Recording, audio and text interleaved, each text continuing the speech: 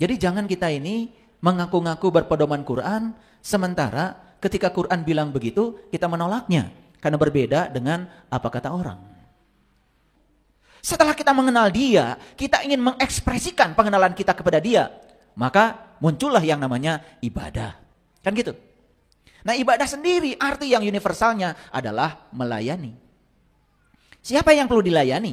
Nah, ini banyak yang salah kaprah. Itu umrohmu yang sebenarnya. Jadi jangan aneh-aneh hidup itu. Assalamualaikum warahmatullahi wabarakatuh. Salam sejahtera untuk kita semua. Om Swastiastu, Namo Buddhaya, salam kebajikan, Sampurasun. Rahayu Sagung Dumadi, semoga seluruh makhluk hidup di semesta ini, baik yang berwujud maupun yang tidak berwujud, yang kasat mata maupun yang tidak kasat mata, di setiap ruang dan waktu, di semua tingkatan, semoga mereka semua senantiasa berbahagia dan terbebas dari segala penderitaan. Semoga kita semua tidak menjadi sumber penderitaan bagi makhluk manapun, tidak menjadi sumber laknat bagi makhluk manapun. Semoga kita semua menjadi sumber cinta, sumber sukacita, sumber keberkahan, sumber kebahagiaan, sumber kedamaian, sumber ketentraman bagi semua makhluk dimanapun mereka berada. Syukur alhamdulillah hari ini kita masih diberikan hari baru untuk belajar hal-hal baru. Semoga setiap bangun pagi kita memiliki kesadaran baru untuk menginovasi kehidupan kita dengan pemikiran-pemikiran yang baru, cara pandang yang baru, yang membuat kita menjadi semakin berkualitas hidupnya, semakin berbahagia, semakin sejahtera, semakin berkelimpahan, semakin sehat. Karena sejatinya hidup itu harusnya menakjubkan. Kalau hidup tidak menakjubkan, pasti ada yang salah. Karena Allah berulang kali mengatakan dalam Al-Quran, ya Allah itu ke semesta hanya menurunkan berkah, tidak pernah menurunkan musibah. Semua musibah akibat dari perilakumu sendiri, kata Allah. Jadi harusnya hidup kita sehat, berkelimpahan, tidak kekurangan. Kalau kita banyak masalah dalam hidup, itu artinya teguran bahwa ada sesuatu yang harus diubah dalam kehidupan kita. Itu aja pesannya. Oleh karena itu kita bersyukur hari ini kita masih dikumpulkan di tempat yang penuh berkah ini untuk sama-sama belajar. Semoga ilmu pengetahuan yang dialirkan semesta kepada kita hari ini menjadi ilmu yang bisa menyelamatkan kita, menjadi syafaat bagi kita. Syafaat itu bukan nanti, syafaat itu di sini, saat ini, sekarang. Oleh karena itu mari kita puji Allah bersama-sama membaca hamdalah. Alhamdulillahirabbil alamin. Mari kita awali kajian kita hari ini bersama-sama memohon ridho dan berkah Allah. Semoga kita diberikan kecerdasan, kemampuan untuk bisa menangkap semua sinyal-sinyal ilahi yang disampaikan kepada kita, sehingga proses belajar di ruang kehidupan ini terus mengalami peningkatan. Sehingga dari waktu ke waktu kesadaran kita terus meningkat. Semoga sebelum kita berpulang menuju tempat akhir kita, kita bisa mencapai puncaknya kesadaran. Karena ketika kita bisa mencapai puncaknya kesadaran, sadar bahwa diri kita adalah percikan cahaya ilahi, sadar bahwa diri kita adalah sebentuk jiwa yang akan kembali kepada asalnya, sadar bahwa kita bukan tubuh, bukan pikiran, bukan perasaan, sadar bahwa kita adalah bagian dari dirinya ilahi, maka tugas kita adalah mengembalikan diri sejati kita ke tempat asalnya. Itulah tanggung jawab kita. Oleh karena itu, mari kita sapa asma Allah dengan kelembutan dan cinta, seraya membaca basmalah. Bismillahirrahmanirrahim. Kajian kita hari ini saya akan berbicara secara spesifik tentang bagaimana cara semesta menyelamatkan jiwa. Bagaimana cara semesta menyelamatkan jiwa. Mengapa kajian ini penting? Karena menurut pengalaman pribadi saya, sepanjang kita tidak mengerti siapa diri sejati kita, sepanjang kita tidak mengerti siapa sesungguhnya diri kita, maka kita dalam kehidupan ini akan terus terombang-ambing, diombang-ambing oleh diri palsu kita, pikiran gelap kita yang tidak tersinari oleh cahaya ilahi.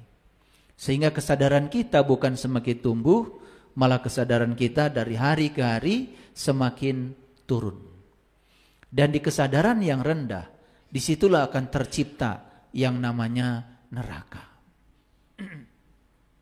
Tapi di kesadaran yang tinggi, disitu akan tercipta yang namanya surga. Karena istilah neraka dan surga itu tidak ada di dalam kitab suci manapun. Kalau dalam bahasa Quran, tidak ada surga, yang ada jannah. Dalam bahasa Quran tidak ada neraka, yang adalah nar. Apakah yang dimaksud dengan jannah dan nar dalam bahasa Quran sama dengan surga dan neraka yang dimaksud oleh bahasa lain di luar bahasa Arab? Tentu saja kita harus belajar kecerdasan dari bahasa. Karena setiap bangsa itu punya peradaban sendiri, punya kecerdasan sendiri, dan mereka merefleksikan kecerdasannya dalam bahasa. Kalau merujuk pada Quran surat Hud ayat 106, 107, 108, Allah sendiri yang mengatakan bahwa neraka itu adalah tempat di mana kita masih bernafas. Bahkan langit dan bumi masih ada. Begitu kata Quran. Fa'ammal ladina syaku fafinnar lahum fiha zafirun wasahikun.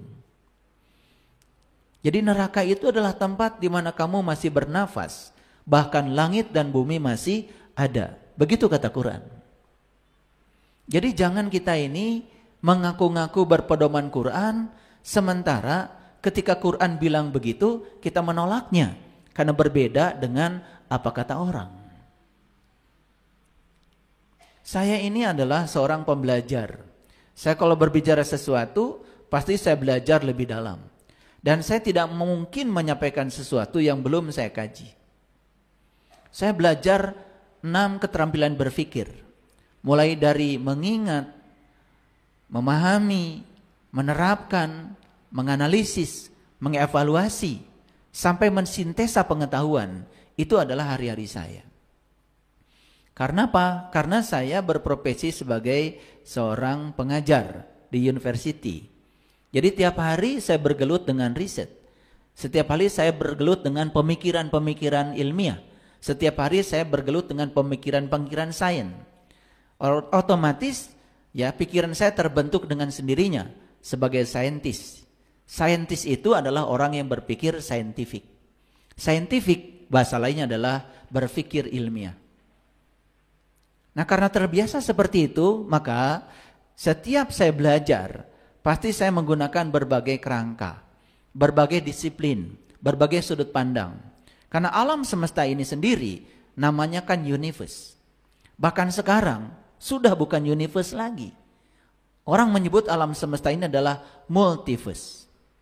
Sudah bukan uni tapi multi. Universe bagi saya, uni itu artinya kumpulan. First itu adalah versi. Jadi universe itu sebetulnya kumpulan segala sudut pandang. Oleh karena itu, semua disiplin ilmu, apapun ilmunya, berbicara alam semesta yang sama. Biologi itu berbicara alam, fisika berbicara alam, kimia berbicara alam, geografi berbicara alam, astronomi berbicara alam. Semua berbicara alam yang sama dengan sudut pandang yang berbeda. Itulah muncul berbagai disiplin keilmuan, sehingga muncul berbagai keahlian yang kemudian disertifikasi. Ada sarjana ini, ada sarjana itu. Yang dibicarakan semua adalah alam.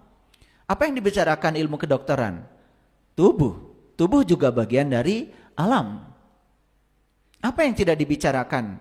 Ilmu yang bukan dari alam. Sosiologi, antropologi, semua berbicara alam. Dengan sudut pandangnya sendiri-sendiri. Sehingga begitu banyak disiplin keilmuan. Itulah pentingnya kita memahami berbagai disiplin keilmuan. Sehingga sudut pandang kita menjadi universe. Syukur-syukur kalau bisa multiverse. Sadar nggak bahwa sebetulnya bumi ini tempat kita tinggal hanya debu kecil yang terapung-apung di semesta raya. Matahari yang kita saksikan tiap pagi itu besarnya 1.000.000 kali bumi, itu matahari. Dan model matahari yang kayak gitu di alam semesta bukan satu. Bukan satu. Karena keterbatasan penglihatan kita mengira semesta itu cuman matahari, bumi, dan bulan. Karena kita tidak melihat yang lain. Sesekali Jupiter muncul, sesekali Mars muncul. Walaupun ukurannya sangat kecil. Karena begitu jauh dari bumi kita. Sesuatu yang tidak kelihatan oleh kita bukan berarti mereka tidak ada. Cuman karena keterbatasan mata kita. Yang model kayak bumi ini di galaksi Bima Sakti aja ada 250 miliar buah. Yang model kayak bumi ini. Terus kalau bumi ini tidak ada dan semua kehidupan di dunia ini tidak ada, semua manusia tidak ada, terus memangnya ketiadaan kita ini berpengaruh kepada alam semesta yang tanpa batas? Kalau debu kecil ini tidak ada, tidak mengganggu konstelasi sistem, ya, sistem perbintangan, sistem astronomi, tidak akan mengganggu. Betapa kecilnya bumi kita. Nah, kalau bumi kita ada sudah sebesar debu, Indonesia sebesar apa ya? Lah kalau Indonesia sebesar, bumi sebesar debu, Indonesia sepersekian dari debu itu. Terus kita ini sebesar apa ya di semesta ini? Nah, cuma karena kita tidak punya sudut pandang yang luas, lalu memandang sesuatu hanya melihat dari kedangkalan pikiran kita sendiri, muncul yang namanya kebodohan. Sehingga kesimpulan-kesimpulan yang kita ambil menjadi tidak bersifat universal. Nah, oleh karena itu izinkan saya hari ini akan berbicara sedikit agak dalam, tetapi perlu rasional, karena agama itu akal dan tidak ada agamanya bagi yang tidak berakal. Jadi kembali pada topik kita adalah bagaimana cara semesta menyelamatkan jiwa. Nah, kita harus ngerti dulu jiwa itu apa. Kan itu masalahnya. Kita sering menyebut kata itu, tapi kita juga tidak mengerti. Nah, kalau ingin memahami jiwa itu apa, tentu saja tidak mungkin saya menjelaskan jiwa dengan kata-kata. Karena jiwa itu adalah diri sejati kita. Jiwa itu adalah pribadi kita. Hanya dengan cara mengalami kita akan bisa memahami. Tidak mungkin kita memahami dengan cara mendengarkan penjelasan, apalagi definisi. Semua definisi bersifat terbatas. Semua definisi malah justru sesuatu yang luas menjadi sempit gara-gara ada definisi. Coba definisikan rambutan. Rambutan adalah sejenis buah yang di luarnya ada bulu-bulunya, di dalamnya ada bijinya, kemudian ada yang manis-manisnya. Coba, kalau saya membuat definisi itu, apakah cukup menggambarkan realitas dari rambutan itu? Tidak cukup. Makanya banyak orang yang bikin definisi tentang satu objek, sebut saja rambutan. Dan definisi yang dibuat satu orang dengan orang yang lain bisa beda-beda. Nah, kita juga jadi bingung, betul nggak? Kita mau pakai definisi yang mana? Ya tentu saja supaya tidak bingung, ambil rambutannya, pegang, lihat, dan rasakan. Setelah kita merasakan dan kita mengenalnya dengan pengalaman pribadi kita, bahkan semua definisi itu menjadi tidak penting lagi bagi kita. Sama seperti jiwa. Jiwa dan ruh sesuatu yang berbeda. Yang Allah tiupkan ke dalam diri kita itu bukan jiwa, tetapi ruh. Di Quran Allah berfirman, "Fa idza sawaituhu wa nafakhtu fihi mir ruhi faqa'u lahu sajidin." Ketika aku sudah selesai menciptakan tubuhmu, ini bungkus, ini kerangka jasmani, maka setelah selesai diciptakan di rahim ibu dengan proses yang sangat alami, satu sel dari ayah, satu sel dari ibu, karena ayah dan ibu kita berpelukan, maka berpadulah dua sel. Dengan proses alamiah dan kehadiran dirinya, maka dua sel terjadi proses pembelahan sel. Sampai akhirnya orang dewasa seperti kita ini sudah memiliki kurang lebih sekitar 100 triliun sel. Satu orang dewasa itu.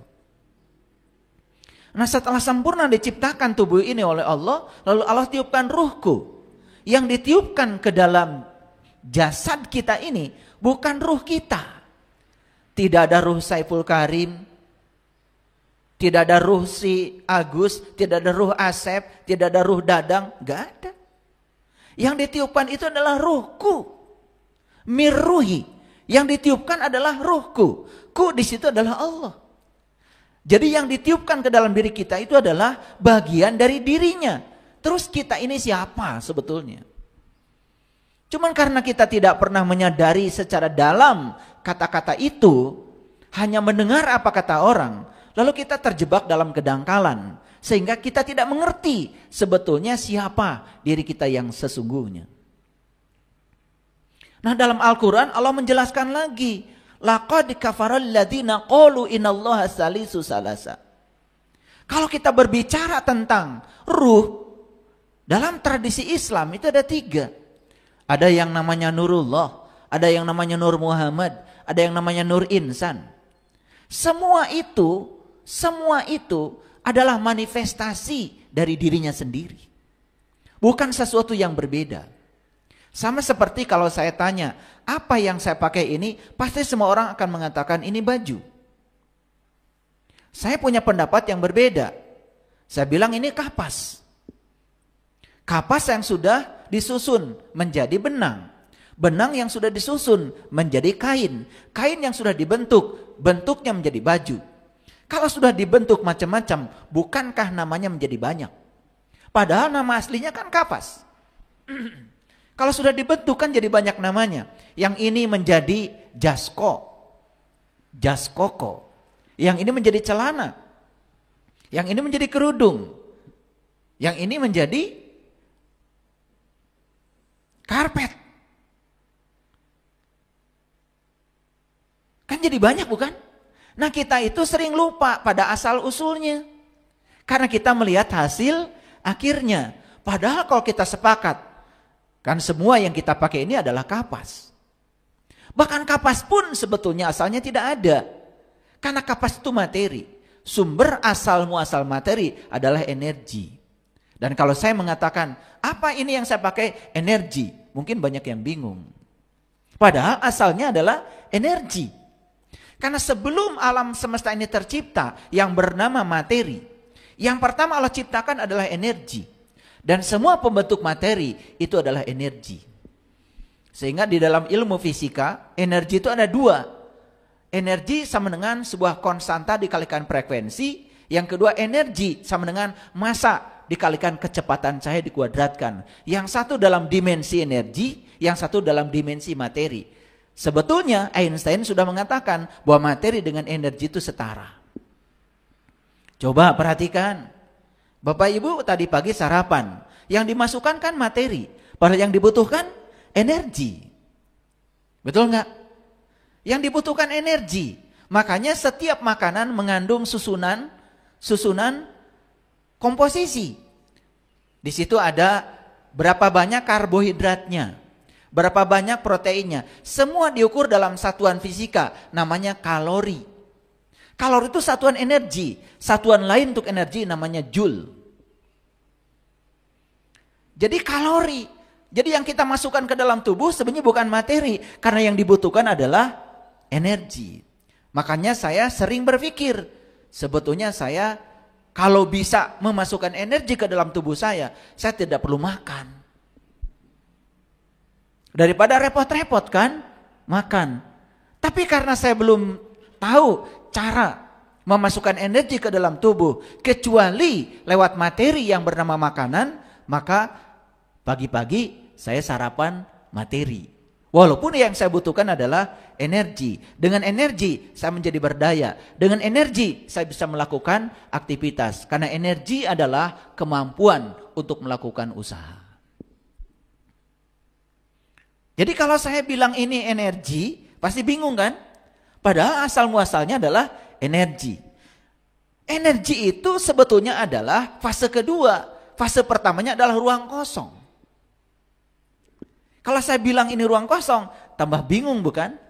Tapi kalau kita belajarnya mendalam, bisa membuka diri, dan mau belajar pada orang-orang yang tahu, maka kita pun akan mudah untuk menerima pemikiran itu. Paham ya? Oke. Jadi sebetulnya yang ditiupkan Allah ke dalam diri kita adalah ruh. Ruh. Nah, saking ruh itu ingin dikenali, dalam Al-Quran Allah mengatakan, aku ubah ruh yang asalnya tidak dikenal itu menjadi nur. Saking ingin dikenal. Makanya dalam sebuah hadis qudsi Allah berfirman, aku adalah suatu perbendaharaan yang tersembunyi. Aku ingin agar aku dikenali. Maka aku ciptakan ciptaan, agar dengan ciptaan itu kalian mengenali aku. Jadi tujuan utama Allah menciptakan semua ciptaan itu cuma satu tujuannya, untuk mengenali Dia. Tujuannya itu. Setelah kita mengenal Dia, kita ingin mengekspresikan pengenalan kita kepada Dia, maka muncullah yang namanya ibadah. Kan gitu. Nah, ibadah sendiri arti yang universalnya adalah melayani. Siapa yang perlu dilayani? Nah, ini banyak yang salah kaprah. Mohon maaf. Ibunya sakit di rumah. Tidak ada yang menunggui. Bahkan sangat berbahaya kalau ditinggalkan. Bisa jatuh. Malah yang nungguinya pergi ngaji. Dan dia menganggap ngaji lebih penting daripada menunggui ibu yang sakit. Padahal ngaji yang sebenarnya bagi orang itu adalah tunggui ibu yang sakit. Itu yang disebut dengan ibadah, melayani. Karena Allah sendiri ya Allah sendiri mengatakan dalam sebuah hadis qudsi, ini saya ulang-ulang. Ketika Nabi Musa ditegur oleh Allah, "Hei Musa, kenapa ketika aku sakit kamu tidak menjenguk aku?" Lalu Musa berkata, bagaimana engkau bisa sakit ya Allah? Yang sakit adalah tetanggamu. Dan kalau kamu menjenguk tetanggamu, sesungguhnya kamu menjenguk aku. Jadi cara melayani Allah yang benar, itu melayani orang-orang yang butuh pertolongannya. Karena semua yang ada di semesta ini kan manifestasi dari Dia sendiri. Jadi aneh. Ada seseorang, katanya sedang belajar kesadaran. Belajar meditasi di sini, di sini, di sini, di sini. Suaminya ditinggalkan. Anak-anaknya ditinggalkan. Saya bingung mau belajar apa. Mencari apa. Yang nyata di depan mata, anak perlu diantar sekolah, suami perlu dilayani, ditinggalkan semuanya. Alasannya sedang belajar meditasi. Karena dia berpikir meditasi itu menekung begitu. Bukan, itu latihan meditasi. Meditasi yang sebenarnya itu adalah melayani semua orang-orang yang perlu pelayanan kita. Ini yang disebut dengan orang-orang soleh. Dan selama ini kita mengartikan, itu sudah ngaji soleh, sampai meninggalkan anak istrinya. Ada orang yang datang ke rumah saya, dia pamitan sama saya, dia mau pergi umroh. Saya tahu teman saya ini punya ibunya yang sakit. Saya bilang, ibumu di mana? Ya ibu sudah dititipkan di panti asuhan. Gila, saya bilang kamu. Mau nyari apa kamu ke sana? Saya jelaskan, akhirnya dia nggak pergi ke sana. Rawat ibumu, itu umrohmu yang sebenarnya. Jadi jangan aneh-aneh hidup itu. Jangan lari dari realitas. Karena ibu yang sakit, siapapun, itu adalah sarana untuk menempa jiwa kita. Itu adalah jalan keselamatan jiwa kita. Udah mulai masuk ya ke judul ini? Ya. Makanya kita akan belajar bagaimana cara semesta menyelamatkan jiwa. Jadi jiwa itu yang mana sebetulnya? Yang ditiupkan Allah adalah ruhku.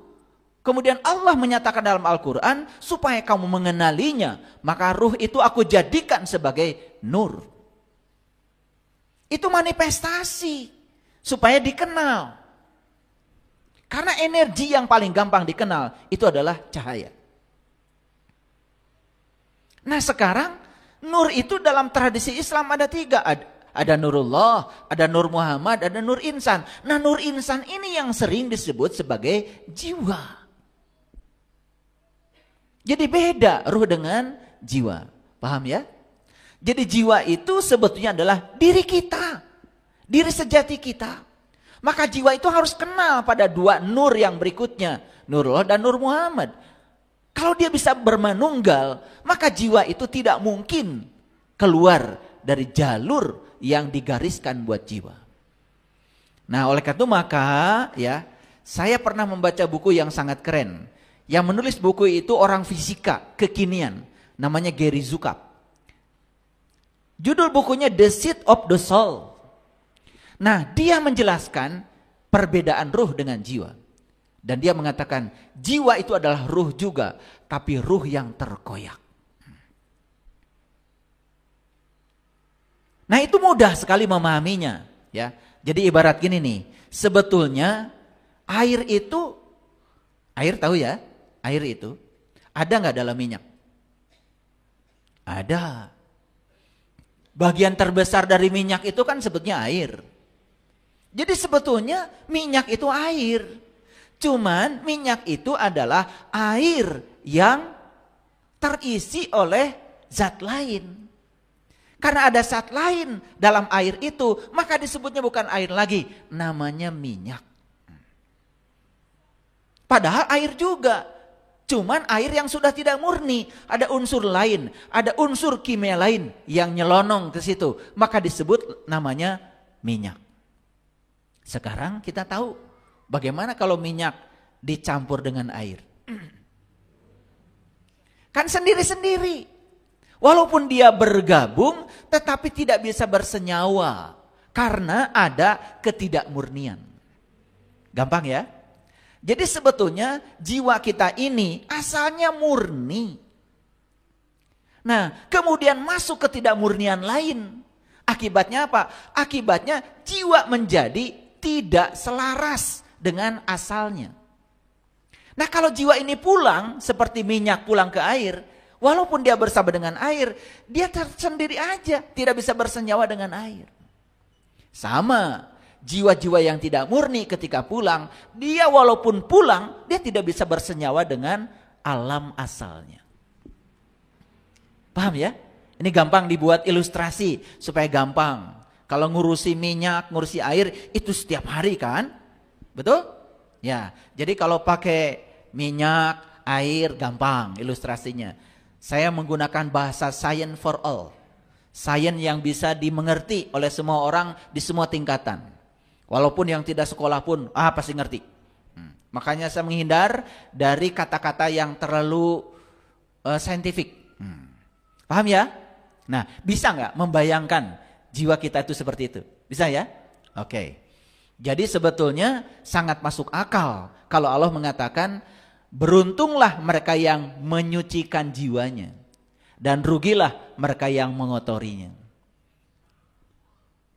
Oke ya, sering dengar ayat itu kan? Oke. Jadi sebetulnya jiwa ini harus dimurnikan kembali supaya dia saat harus kembali ke tempat asalnya, dia bisa bersenyawa. Tidak pulang seperti minyak, tetapi tidak bisa bersenyawa, tidak bisa menunggal. Makanya kalau minyak ingin menyatu lagi dengan air, harus disuling. Semua unsur-unsur yang selain airnya, buang. Sisanya ketika sudah jadi air murni, masukkan ke dalam air, dia bisa bersenyawa kembali. Itulah dalam bahasa Al-Quran barangkali kita kenal dengan kalimat inna lillahi wa inna ilaihi rojiun. Jadi tidak semua orang mati itu pulang dan bersenyawa. Mungkin pulang tapi tidak bersenyawa. Maka dia menyisakan residu, ya. Dia harus diproses lagi.